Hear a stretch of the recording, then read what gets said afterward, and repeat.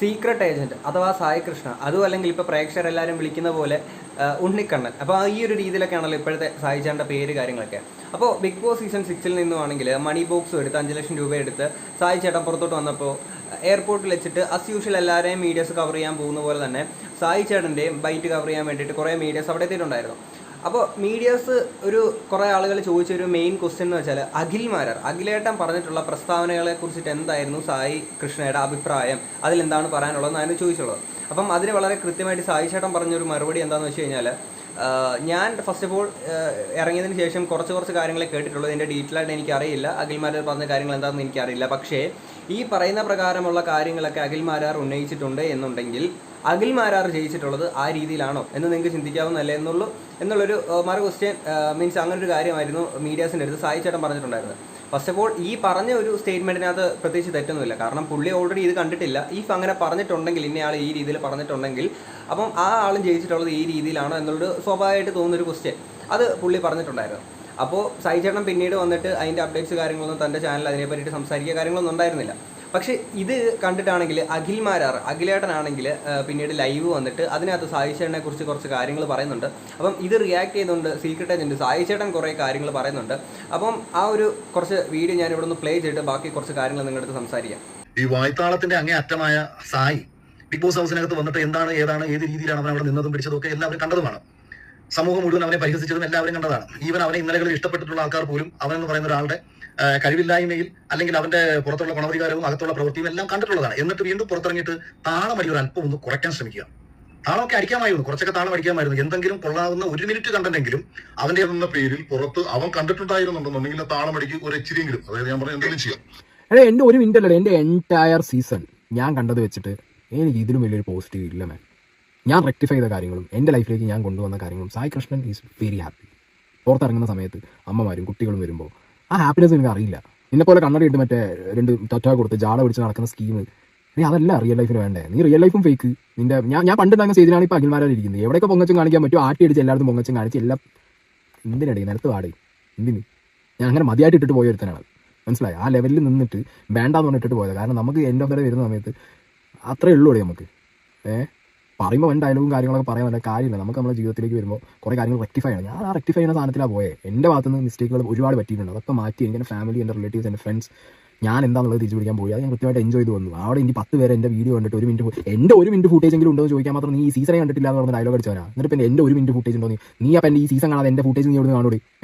അപ്പോൾ അവിടെ അത് പറഞ്ഞുകൊണ്ടിരിക്കുന്നു ഞാൻ ഈ സീസൺ കണ്ടിട്ടില്ല, ഞാൻ FB-ലോ റീലോ മാത്രം കാണുന്നു, എനിക്ക് അങ്ങനെയൊന്നും അറിയില്ല എന്ന് നേരത്തെ പറഞ്ഞാൽ ഇപ്പുറത്ത് വന്നിട്ട് പറയാം. വായ്ത്താളത്തിൻ്റെ അപ്പോസ്റ്റലായ സായി കൃഷ്ണൻ അല്ലെങ്കിൽ സീക്രട്ട് ഏജൻറ്റ് അതിനകത്ത് പോയി എന്ത് കാണിച്ചു, അങ്ങനെ കാണിച്ചു.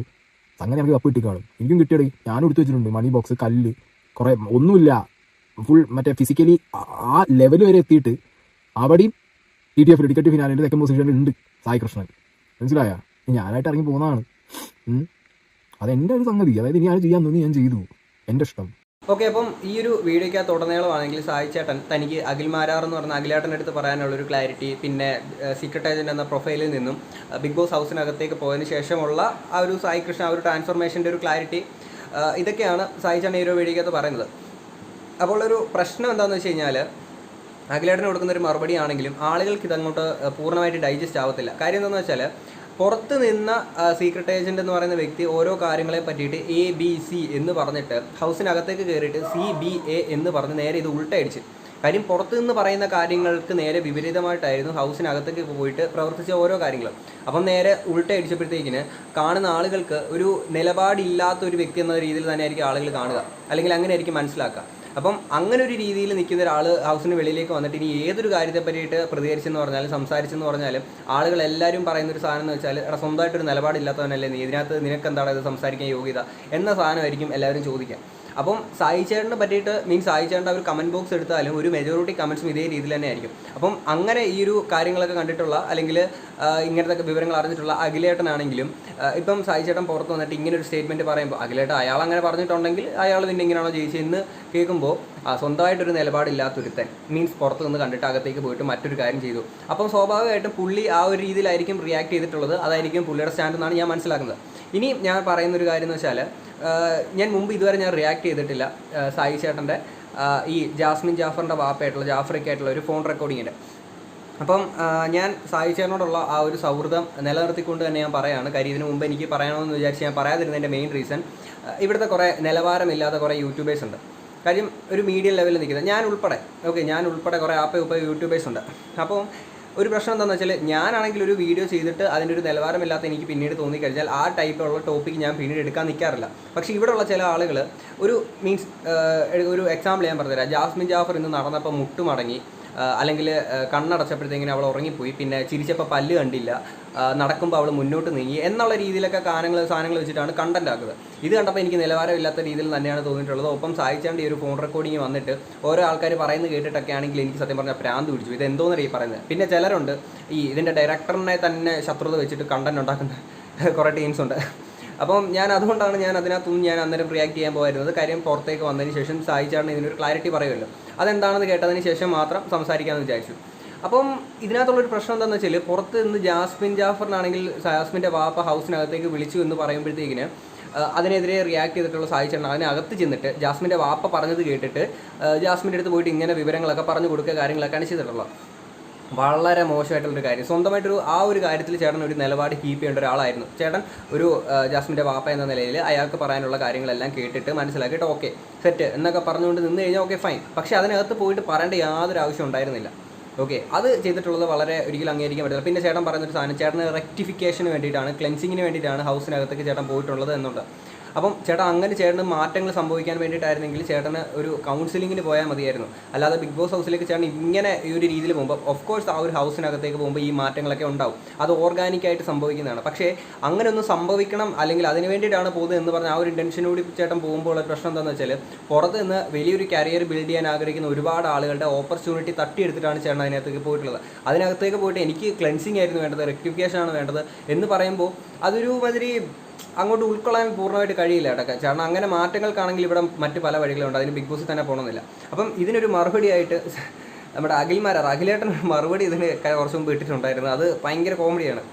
പ്രിയമുള്ളവരെ, ഇന്നേ ദിവസം എന്നെ സംബന്ധിച്ച് ഉന്മാദത്തിന്റെയും ആനന്ദത്തിന്റെയും സന്തോഷത്തിന്റെയും ആത്മനിർവൃതിയുടെയും ഒക്കെ തന്നെ അത്യുന്നതങ്ങളായ ശൃംഗങ്ങളുടെ ഉയരങ്ങളിലാണ് ഞാനിപ്പോൾ നിൽക്കുന്നത്. കാര്യം, ഞാൻ രാവിലെ എണീറ്റ സമയത്ത് എനിക്ക് 1-2 യൂട്യൂബ് ലിങ്കുകൾ എൻ്റെ സുഹൃത്തുക്കൾ അയച്ചു തന്നു. അളിയൻ കേട്ടിരുന്നോ, സീക്രട്ട് ഏജന്റ് അളിയനെ കുറിച്ച് പറഞ്ഞിരിക്കുന്നു. ഞാൻ ഒരു നിമിഷം ഒന്ന് സംശയിച്ചു.